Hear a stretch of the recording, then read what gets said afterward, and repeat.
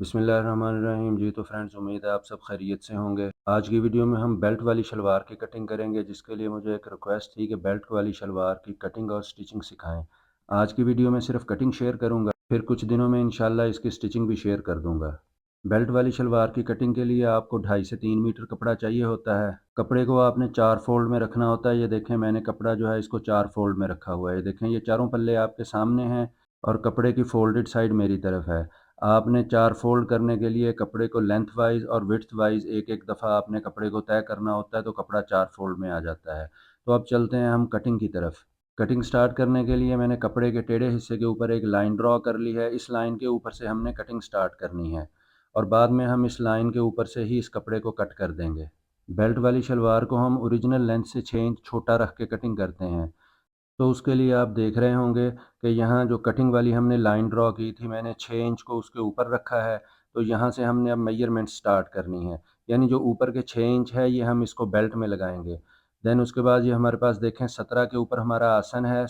तो मैंने 17 के ऊपर मार्क कर लिया और उसके बाद 37 हमारी शलवार की लेंथ है और आधा इंच नीचे कटिंग का मार्क कर दिया। देन इसी तरह हमने दूसरी तरफ भी इसी तरह मार्किंग करनी है। 6 इंच के ऊपर रखा, 17 के ऊपर आसन लगाएँगे।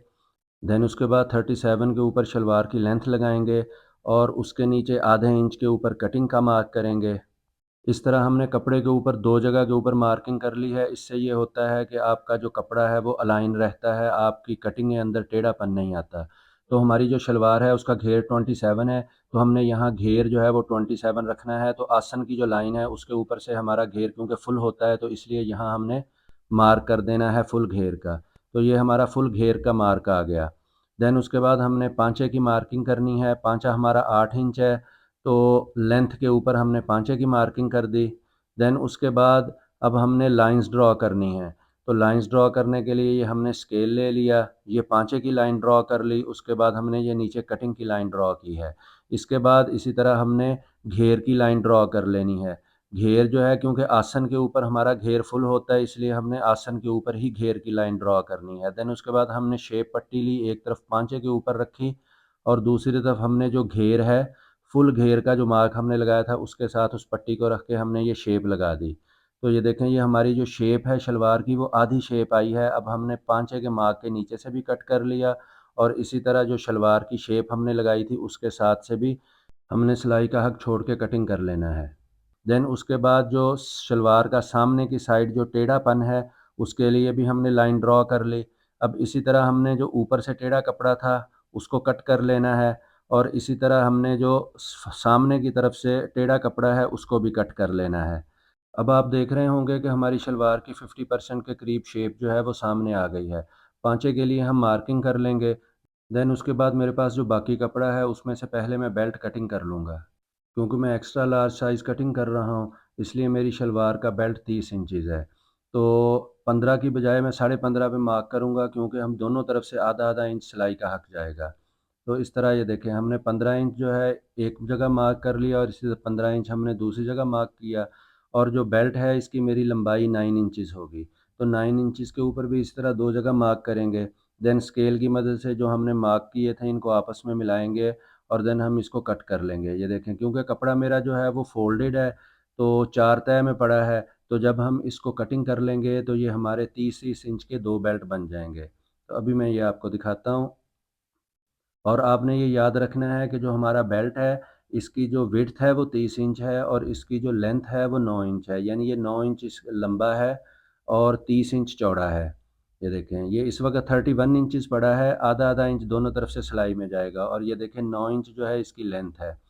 तो ये देखें, हमने बेल्ट जो है उनको कट करके साइड पे कर लिया है। अब हम अपनी जो शलवार है इसकी सामने की जो कलियाँ हैं उनको कटिंग करेंगे। शलवार की कलियाँ कट करने के लिए हमने कपड़े का वो पीस इस्तेमाल करना है जो हमने शलवार को शेप देते वक़्त साथ से उतारा था। क्योंकि वो कपड़ा पहले ही कलियों की शेप में कट चुका होता है, इसीलिए उसी कपड़े को हम कलियों के तौर पे इस्तेमाल करके शलवार का घेर कंप्लीट करते हैं। कलियाँ डालने के लिए हम कपड़े की कन्नियाँ जो हैं इनको बराबर करेंगे और देन सिलाई का हक फ़ोल्ड करेंगे और सिलाई का हक फ़ोल्ड करके कलियों को उनकी जगह के ऊपर इस तरह एडजस्ट कर देंगे। 2 कलियों को हमने उनकी जगह पे एडजस्ट कर दिया है, क्योंकि हमारा कपड़ा जो है ये 4 फ़ोल्ड में होता है, इसलिए हमें 4 कलियाँ चाहिए होती हैं। बाकी की 2 कलियाँ भी इनके ऊपर बिछाएँगे और बिछा के इनको हमने सीधा करना है। दैन उसके बाद हमने घेर की लाइन जो है वो आगे तक ड्रॉ कर लेनी है जहाँ हमारा घेर फुल आएगा। इसी तरह हमने ऊपर से भी जो लाइन है इसको भी फुल आगे तक ड्रॉ कर लेना है जहाँ तक हमारा घेर पूरा आएगा। तो ये देखें हमने लाइंस ड्रॉ कर ली हैं। अब हमने मेजरिंग स्केल की मदद से हमने इनको मेजर करना है कि ये 27 हमारा घेर है तो ये फुल आना चाहिए। देखें 27 के ऊपर हमने मार्क किया। देन उसके बाद हमने आसन की जो लाइन थी वहाँ रखा, रख के हमने यहाँ से भी घेर जो है वो 27 के ऊपर पूरा कर लिया। देन उसके बाद अब हमने स्केल की मदद से लाइंस ड्रॉ करनी है। ये देखें ये हमने फुल घेर की लाइन ड्रॉ कर ली। उसके बाद यहाँ हमने शलवार की शेप ड्रॉ कर ली। देन उसके बाद अब हम कटिंग करेंगे। सिलाई का हक छोड़ के हमने काटते जाना है। शेप कट कर ली। देन उसके बाद हमने ऊपर का पोर्शन कट कर लिया। तो इस तरह हमारी जो शलवार है उसकी फ़ाइनल कटिंग हो गई। एक दफ़ा आपको मेजरमेंट चेक करवा देता हूँ। ये देखें 6 इंच पे रखेंगे, 37 हमारी लेंथ है, ओके है। इसी तरह 27 हमारा घेर ओके है। तो ये हमारी शलवार की कटिंग हो गई। अब मैं आपको जो बेल्ट है इसकी साइज़ भी समझा दूँ कि शलवार की बेल्ट की साइज़ क्या होती है।